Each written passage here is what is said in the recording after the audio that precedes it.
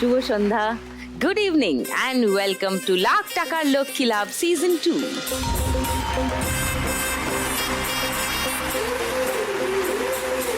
চার মা লক্ষ্মীকে নিয়ে আজকের খেলা শুরু করব। তাদের সঙ্গে আলাপ গল্পগুজব সবই হবে, তবে তার আগে তাদের ডেকে নেওয়ার পালা। ডেকে নি, প্লিজ ওয়েলকাম।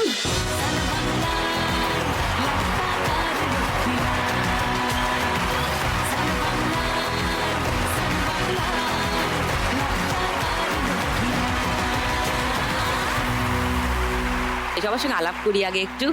সুজাতা, নমস্কার। নমস্কার, আমার নাম সুজাতা গুড়িয়া মণ্ডল। আমি পূর্ব মেদিনীপুর আলিপুর থেকে এসেছি। তুমি কি করো সুজাতা?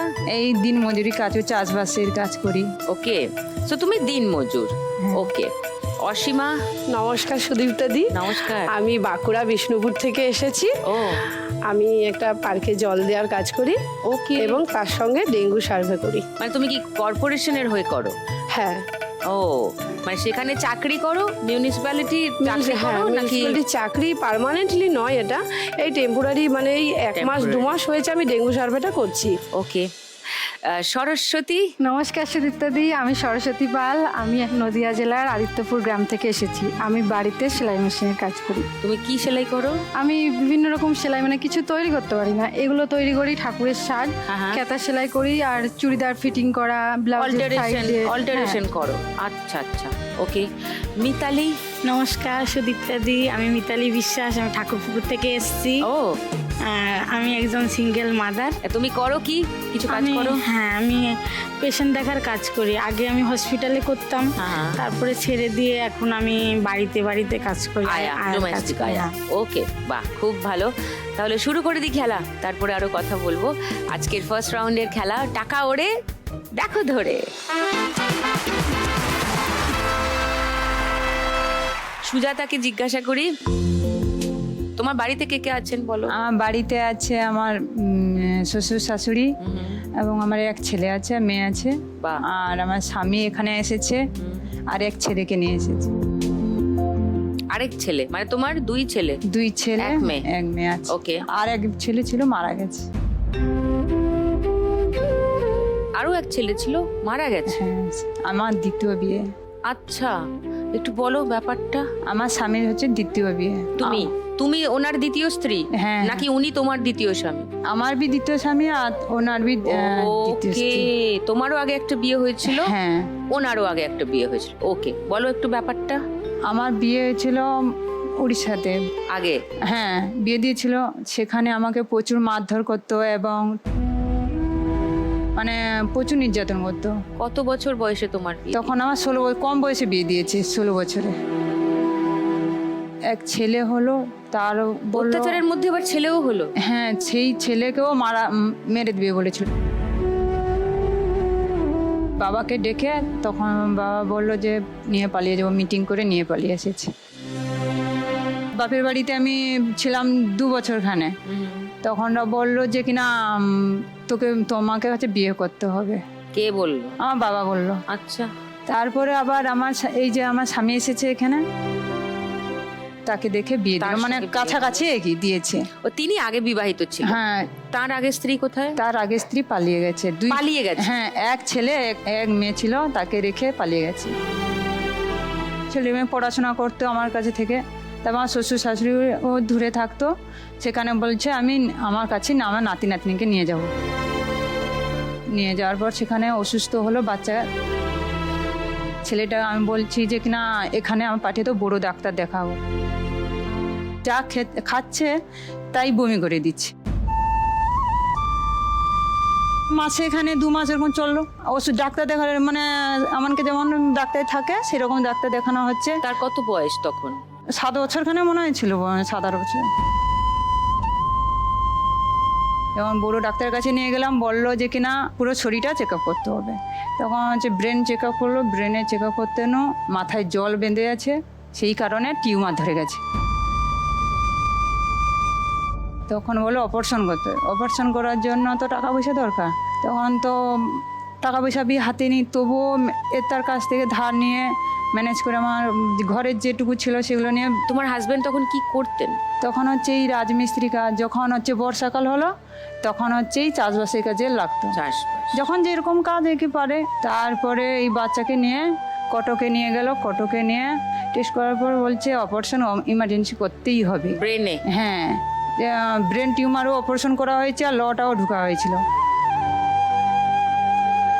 সেই যে লটা যেখানে কানপাটির কাছে আছে সেই লটাই বাচ্চাকে মানে সেখানটাই ক্যান্সার ধরে গেছে। তখন বললো নিয়ে চলে যাও।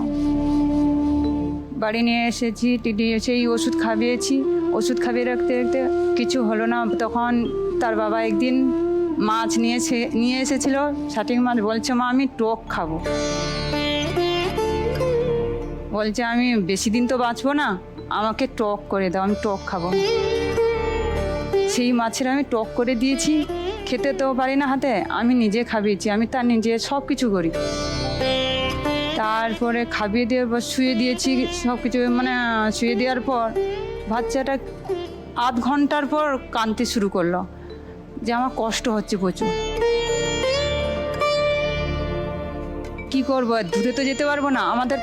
আমাদের হচ্ছে সরকারি হাসপাতাল সেখানটায় আছে, সেখানটায় ভর্তি করেছি। সারা রাত বাচ্চাটাও ঘুমোতে পারলো না, সেই রাত্রে ভোর রাত্রে মারা গেল।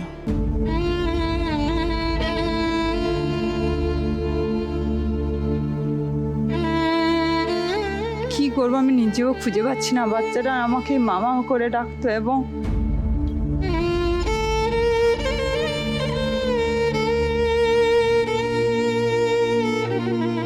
নিজের সন্তানের মতন আমি ভালোবাসি। ভাবিনি এরকম চলে যাবে বলে এই বয়সে।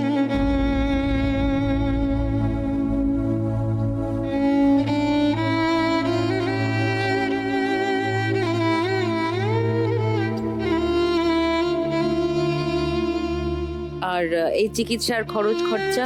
ওরা প্রতিবেশী কাছ থেকে কিছু ধার করেছে, মানে সুদে নিয়ে এসেছিলাম এবং লোনও নিয়েছি 50,000 মতো। 50,000? আর হচ্ছে পার্বতীর কাছ থেকেও নিয়েছি 60-70 মতো নিয়েছি। আর এখন শোধ করতে আরো বাকি আছে, 80,000 মতন বাকি আছে।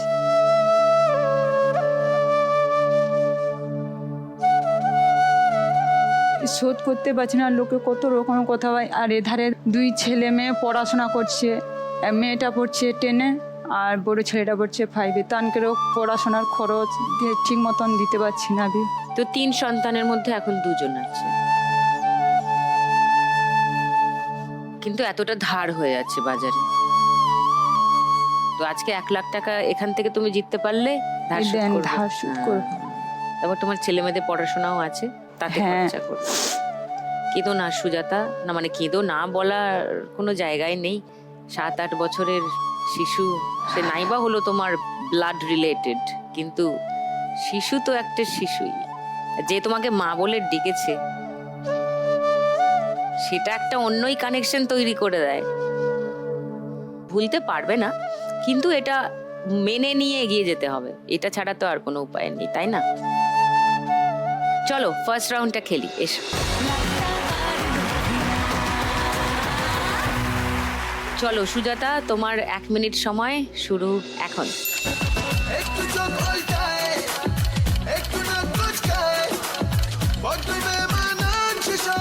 হাতটা খালি করে নাও, খালি করে নাও হাতটা। পড়ছে পড়ছে, টাকা পড়ছে, ধরো। যা যা,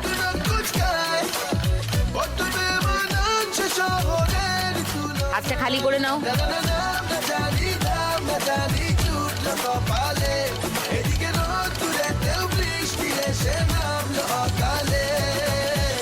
ভগবান ভগবান 500 টাকা, 200 টাকা এগুলো ধরো। হাত খালি করে নাও, খালি করে নাও হাত। পড়ছে পড়ছে, হ্যাঁ ধরো, গুড।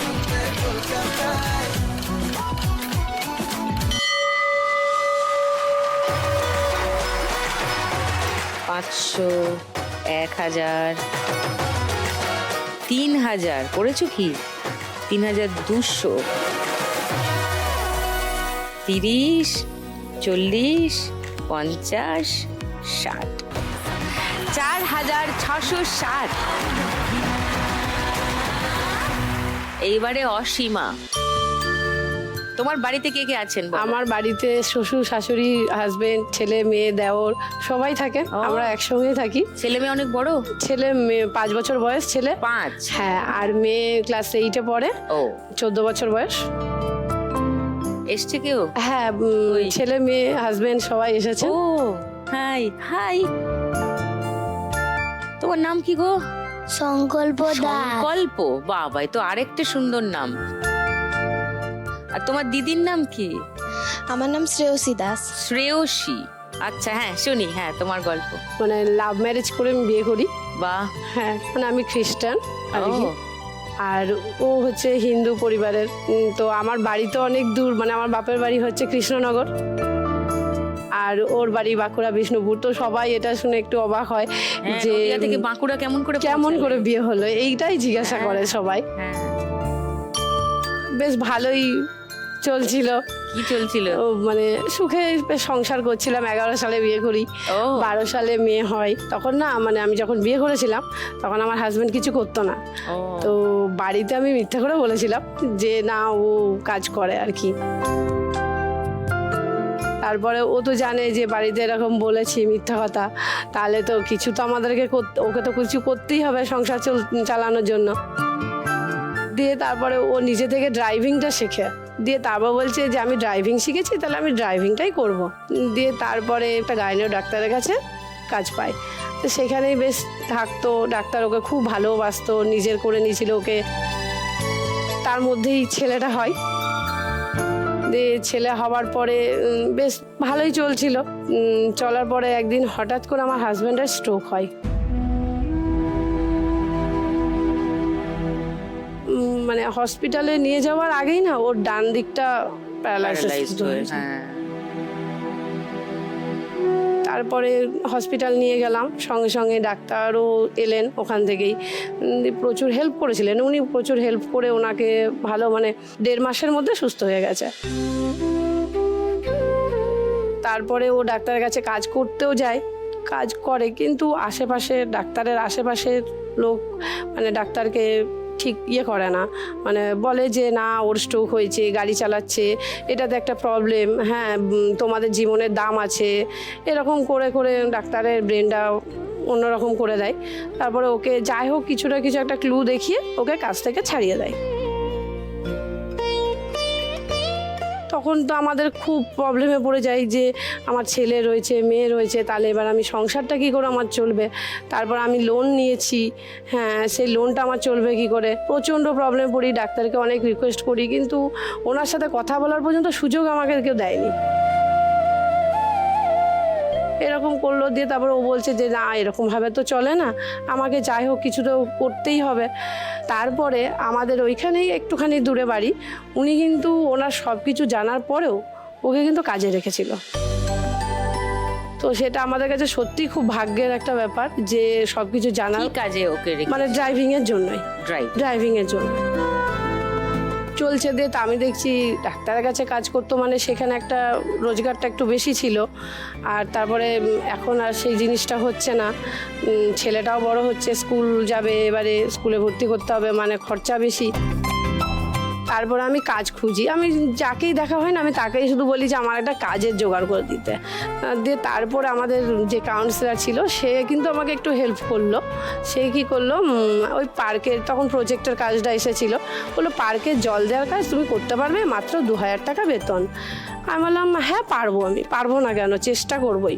হ্যাঁ, আমাদের বাড়ির থেকে অনেকটা দূরে যেতে হয়, তারপরে তাহলে সাইকেল করে যেতে আমার একটু কষ্ট হয়, তবু যাই যে না যাক 2000 টাকা হলে তো মেয়েটার টিউশনিটাও তো অন্তত হবে। তো সেই হিসাবে আমি যাই।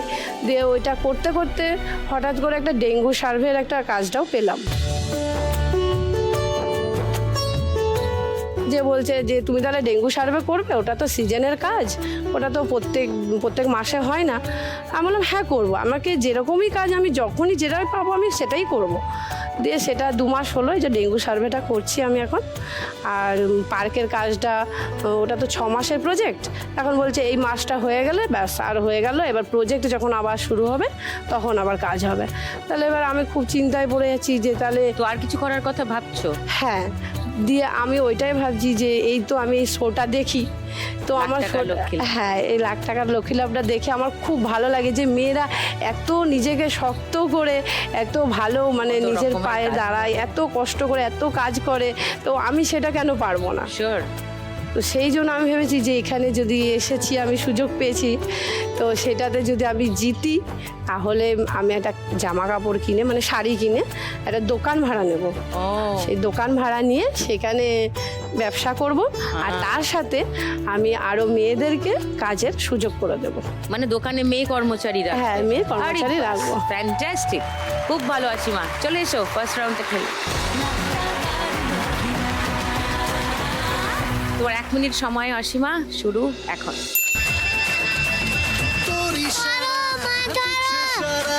সিগন্যাল মানে না আমার দিল বেচারা, সাবধানে প্লিজ আস্তে লেডিস, ধরো ধরো ধরো ধরো বাচ্চা মিনি মিনি স্কার্ট পরা চাই তোর সঙ্গে যারা, মোটা বড় পাগলা বাউল নাচে তাদের না রে, বলে যা ও রঙ্গিলি এতদিন কোথায় ছিলি, লেকচার দিস না খালি ফাঁকা মাঠে, হানি বানি হানি হাত না খালি করে নিলে ধরতে পারবে না। ভালো করে ধরো।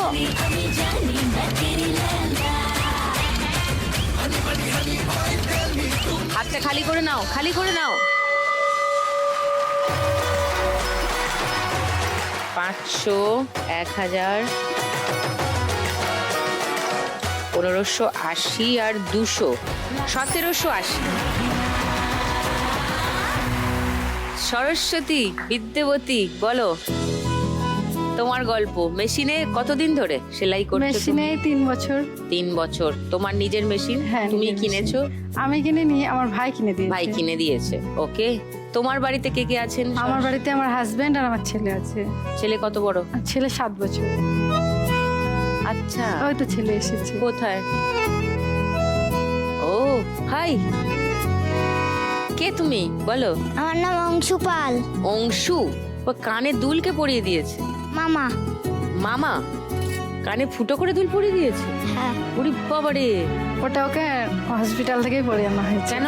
আরেকটা মেয়ে হয়েছিল, হ্যাঁ হ্যাঁ। দিয়ে সে মারা গিয়েছে, তার জন্য। সেজন্য কানে ফুটো করে দিয়েছে? কেন? জানি না, ওটা নিয়ম। একটা বাচ্চা না থাকলে পরে বাচ্চা হলে নাকি কান ফুটিয়ে তুলতে হয়।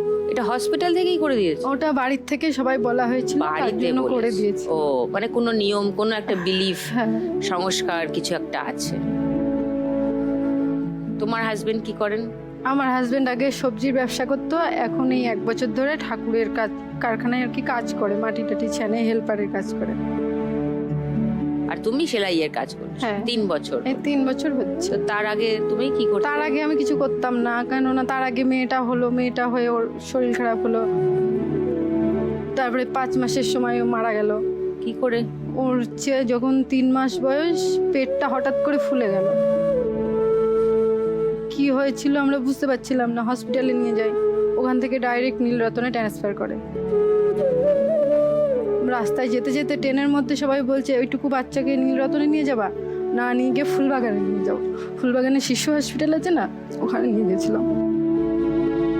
পেটের মধ্যে যা কিছু আছে, কিডনি লিভার সব নষ্ট হয়ে গিয়েছিল, আর গায়ে রক্ত শূন্য হয়ে গিয়েছিল।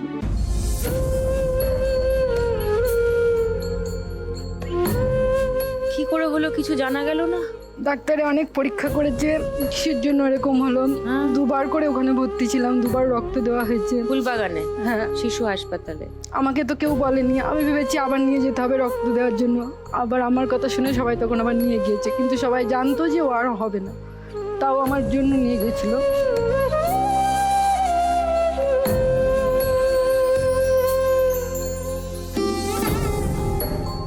লাস্টের বার নিয়ে যাওয়ার পরে ফেরত পাঠিয়ে দিয়েছিল, যে বলেছিল এইভাবে বারবার রক্ত দিয়ে নিয়ে গেলে তো হবে না, জানতে হবে যে ওর কি হয়েছে, তার জন্য ওকে নীলরতনে নিয়ে যেতে হবে।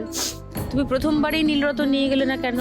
প্রথমবার নিয়ে গেলেও হতো না, ফুলবাগানের ডাক্তারে প্রথমে দেখেই বলে দিয়েছিল, আমাকে তো জানায়নি, আমার হাজবেন্ড জানতো, আরো সবাই জানতো, কিন্তু আমি জানতাম না। আপনাকে বলে দিয়েছিল? বলে দিয়েছিল আমাকে। কি বলেছিল, কি হয়েছে? ওর পেটের মধ্যে ছিল না কিছুই, মানে যে ফুসফুসটা হয়, লেবারটা হয়, ওর মধ্যে কিছু নেই আর কি। দিয়ে ওই তারপরে পিজিতে নিয়ে গেছিল আমাকে, বুঝেছেন। দিয়ে ডাক্তাররা বৈঠক করেছিল, মানে 4-5 জন এক জায়গায়, টিম অফ ডক্টরস। হ্যাঁ, দিয়ে কিছু ধরা পড়েনি, অনেক বহুত টেস্ট করেছিলাম। আচ্ছা, মানে জন্মগতভাবেই কিছু একটা ডিফেক্ট নিয়েই সে বেচারা জন্মেছে। জানি না, প্রথমে 3 মাস ভালোই ছিল, বুঝতে পারিনি, ওজনও ঠিকঠাক বাড়তো, সবকিছু ঠিকঠাক ছিল, তারপরে হঠাৎ করে ওরকম হলো। ওকে। দিয়ে 5 মাস 3 দিনের দিন বাড়িতেই মারা গিয়েছে।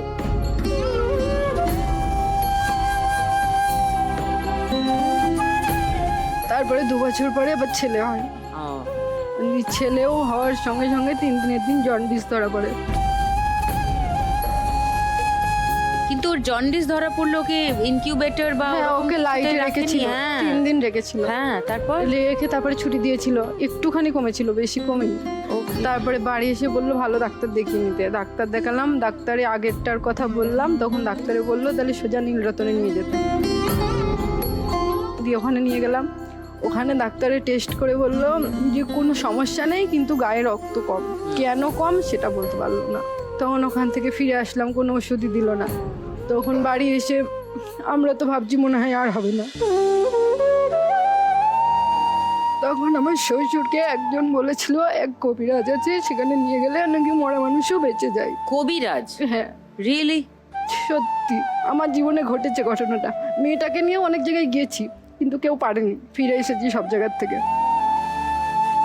তখন ওখানে গেলাম, ওখানে যাওয়ার পরে প্রথম দিন থেকেই আমার ছেলে একটু একটু করে সুস্থ হতে লাগলো। ওখানে কোনো ওষুধ না, শুধু তেল পড়া আর জল পড়া দিত। তেল পোড়া জল পোড়া দিয়ে সুস্থ হয়ে গেল? আমি খেতাম আর ও গায়ে মাখাতাম। যাই হোক, তোমার ছেলে সুস্থ, সেটা ইম্পর্টেন্ট।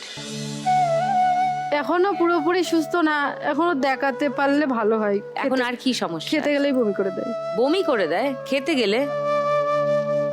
আমাকে বলেছিল 12 বছর পর্যন্ত ওখানে দেখাতে, হ্যাঁ। কিন্তু আমি দেখাতে পারিনি। কিন্তু না, ওর একটা তার মানে নিয়মিত চেক আপে ওকে রাখতে হবে।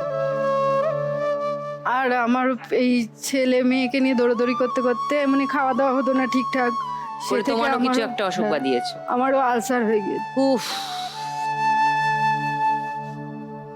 আমি এই জন্য বারবার বলি সবাইকে যে নিজের খেয়াল রাখো। ওকে, দেখি তুমি কি নিয়ে এসছো, আমি একটু দেখি। এগুলো কি? এগুলো ঠাকুরের পাগড়ি, ও, ওই ঘাগড়াগুলো মাথায় দেয়। ওকে, ওইটা দেখি, হলুদটা। হ্যাঁ, আচ্ছা, এরকম করে। আমি সেলাইগুলো নিজে নিজেই শিখেছি, মেশিন কিনে 3 দিনের মধ্যে সেলাই করা শিখেছি একা বাহ, একাই। কি করে শিখলে? প্রথমে মেশিন কেনার আগে পাশের বাড়ি আছে আশেপাশে, কেউ তাদের করে, বাড়ি তাদের গুলো যেতাম, কিন্তু অবজার্ভ করতে। তারা হ্যাঁ। দেখাতে চেত না, বলতো বসে বসে দেখো, হুম। করতে দিত না। হুম। তখন জেদ করে কিনলাম মেশিনটা কিনে 3 দিনের মধ্যে আমি বলছি আমি একাই শিখবো, দেখো, একাই এই শিখেছি। যে মানুষের জেদ সব মানুষেরই থাকে, সেটাকে সঠিক জায়গায় লাগাতে হয়, তাহলে ভালো কাজ হয়। তুমি আজকে 1 লাখ টাকা পেলে কি করবে? আমার চিকিৎসা করব, আমার ছেলেটারও একটু please। চিকিৎসা করব, আর বাদ বাকি যা থাকবে আমি আরো কাজ শিখবো। কাজ শিখবে? চুড়িদার তৈরি করা, নাইটি তৈরি করা, ব্লাউজ তৈরি করা, সবকিছু শিখবো। ওকে, চলো এসো, ফার্স্ট রাউন্ডটা খেলবো।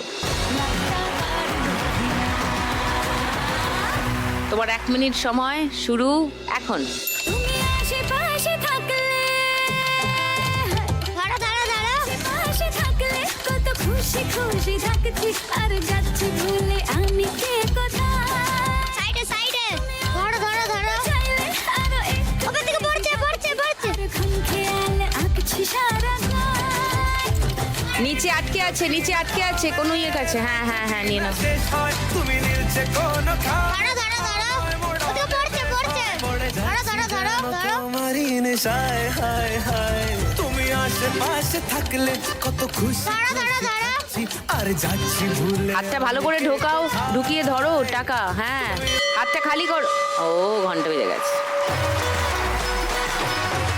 500, 1000, 300, 410, 2410। এইবারে মিতালি। নমস্কার সুদীপ্তা দি। মিতালির গল্প একটু শুনি এবার, বলো তোমার বাড়িতে কে কে আছে? আমার বাড়িতে বলতে আমার মেয়ে আছে আর আমি। মেয়ে? হ্যাঁ। মেয়ে কত বড়? ওই 9-এ পড়ে। ও ও মা, কি সুন্দর ওর হাসিটা। ওর নাম কি? অঙ্কিতা। অঙ্কিতা, পড়াশোনা করো? 9-এ পড়ি। ক্লাস 9-এ? কোন স্কুলে? বরিশা পুরো হাই স্কুল। ওড়িশা? হ্যাঁ। ওকে। আর সঙ্গে কে এসছেন? দাদু। ও হ্যাঁ, বলো তোমার গল্প একটু শুনি, তোমার জীবনের কথা। আমার বিয়ে হয় তারপরে কবে, কতদিন আগে? 2007-এ। 2007-এ? হ্যাঁ, তখন আমি অনেক ছোট। হ্যাঁ, কত বয়স? এখন 33। তখন কত ছিল? 14 বছর। হ্যাঁ।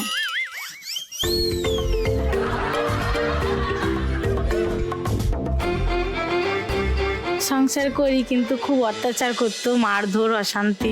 বাবা মা দিয়েছিলেন না নিজের ইচ্ছায় করেছিলেন? বাবা মা নিজের ইচ্ছে সবই। সব মিলে 14 বছর বয়সে বিয়ে করার ইচ্ছা হলো?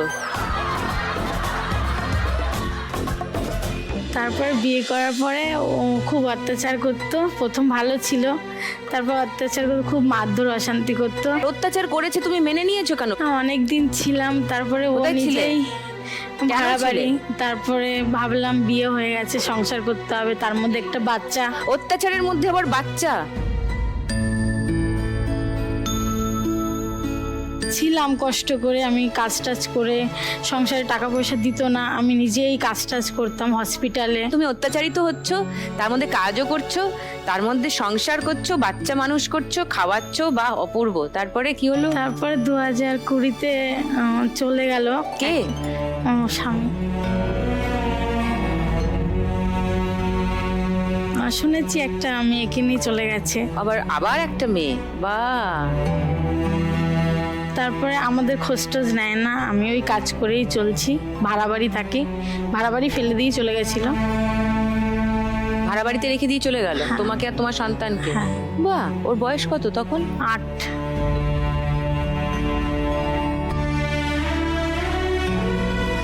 তারপর থেকে আমি একাই আয়ের কাজ করি, চালাচ্ছি। হসপিটাল ছেড়ে দিয়েছি, বাড়িতে এখন কাজ করি। বাড়ি বাড়ি কি আয়া? হ্যাঁ। পেশেন্টের? হ্যাঁ, পেশেন্টের কাজ করি। আর ও কার কাছে বয়স্ক। থাকে? ওকে আমি বাড়িতেই রেখে যাই, নালে স্কুলে রেখে যাই। আর বাবার বাড়ি আছে কাছাকাছি, কখনো কখনো ওখানে রেখে দিয়ে যাই। না, কোনো গার্জিয়ানের কাছে রেখো, ওকে একদম একা রেখে যেও না। এখন তো বড় হয়ে গেছে, একাই থাকে। ওকে দেখে মনে হচ্ছে ও স্মার্ট, কিন্তু একটা সেফটি সিকিউরিটিরও তো ব্যাপার আছে। যেন আছে না, লোককে দরজা না খুলে দেয়, মানে সেইটুকু বুদ্ধি অঙ্কিতা নিশ্চয়ই আছে।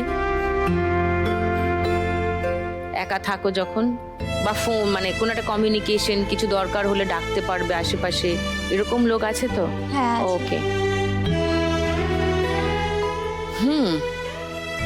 তো তুমি 1 লাখ টাকা তুমি পেলে কি করবে মিতালি? ওকে পড়াশোনা করাবো, আর নিজের তো বাড়িঘর কিছু নেই, চেষ্টা করব আর কি কিছু করার। 1 লাখ টাকায় কি করবে? বাড়ি ঘর আজকের দিনে বেহালায়। বাড়ি ঘর হবে না, কোথাও কোনো ছোটখাটো জায়গা যদি হয়, একটু কুড়ে ঘর করে থাকার মতো। ভাড়া বাড়ি খুব প্রবলেম হয় দিদি। অনেক ডুজ অ্যান্ড ডোন্টস থাকে না, এটা পারবে না, ওটা পারবে না, এই ওই নানান নিয়ম। তারপরে মেয়েকে একাকে রেখে যাই তো, খুব টেনশন হয়। নিজের একটা বাড়ি হলে, একটু জায়গা যদি হয়, খেটে খুটে।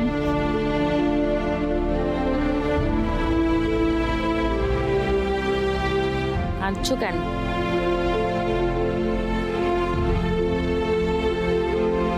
ভেঙে পড়লে তো হবে না। তো তোমার বাবা মার সঙ্গে থাকো না কেন? ওনাদেরও বাড়িঘর ছোটখাটো। বাবার যখন বয়স হয়েছে, মায়েরও নিশ্চয়ই বয়স হয়েছে, তুমিও দেখাশোনা করতে পারবে, তোমার বাবা মারও চোখের সামনে তাদের নাতনি থাকবে, তুমিও নিশ্চিন্তে যেতে পারবে। সেখানে কি কোনো সমস্যা আছে? তাহলে ঘর করতে হবে তো, ঘর নেই। তারপরে ভাই আছে, আরো 2 বোন আছে, ওদের ছোট ওরা। মানুষ একলা হয়ে যাচ্ছে বড্ড, বুঝেছো? যেখানে তোমার কাছে জোট বেঁধে থাকার অপশন আছে সেখানে একলা হয়ে যেও না, কারণ তোমার বাবা মারও তোমাকে লাগবে, তোমারও তোমার বাবা মাকে লাগবে, অঙ্কিতারও তার দাদু দিদা মাসি মামাদের লাগবে। সো সবাই একসঙ্গে থাকো। চলো ফার্স্ট রাউন্ডটা খেলি, এসো।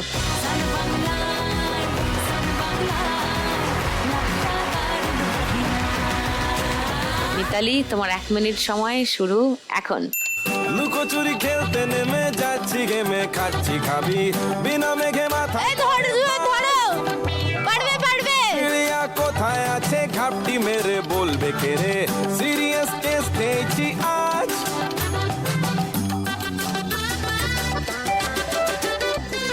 লুকোচুরি খেলতে নেমে যাচ্ছি গেমে, খাচ্ছি খাবি বিনা মেঘে মাথায় পরে বাজ। আছে ঘাপটি মেরে বলবে কে রে, সিরিয়াস কেস খেয়েছি আজ। আমি হোঁচট খেয়ে হন্যে হরিদাস, যেন তলাশ। বলো কোন মুলুকে তোমার দেখা পাই গো আমি, হাই গো আমি 007 লেখা পাই। করি সার্চিং মোড অন, ওরে সার্ভার বন বন। মোড অন, ওরে সার্ভার বন বন বন বন বন বন বন বন বন বন।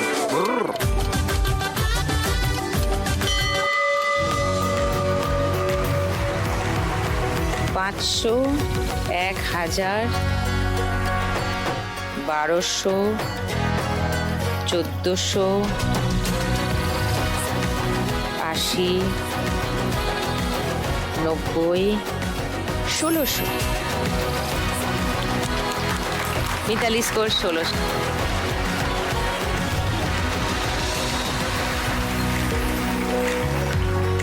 মোটামুটি কাছাকাছি আছে সবাই, সুজাতা একটু বেশি এগিয়ে আছে, বাকিরা কাছাকাছি আছে।